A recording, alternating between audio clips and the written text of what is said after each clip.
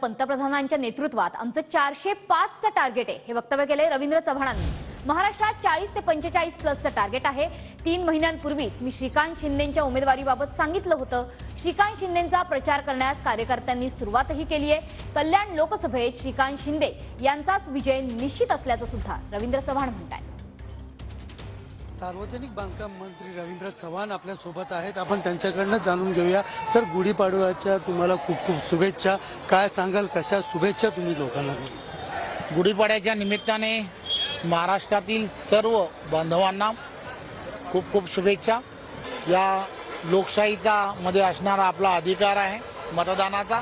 100% लोकांनी मतदान हे करावं। कशा प्रकारे पंतप्रधान नरेंद्र मोदी यांच्या पाठीमागे महाराष्ट्राचा हात असणार आहे? तर आपणा सर्वांना माहिती आहे काय, देशाचे पंतप्रधान नरेंद्र मोदींच्या नेतृत्वामध्ये 400 पार लोकसभेमध्ये खासदार एनडीएचे जिंकून येतील। महाराष्ट्रामधला सुद्धा योगदान हे 45 प्लस हे नेहमीच राहिलं आहे, नक्की राहील, यात काही शंका नाही। इथे महायुतीचे सर्व घटक पक्षातील कार्यकर्ते हे त्यांच्याबरोबर ऑलरेडी प्रचार करायला लागलेले आहेत। त्यामुळे कल्याण लोकसभा हा 100% डॉक्टर श्रीकांत शिंदे हे हॅट्रिक करतील।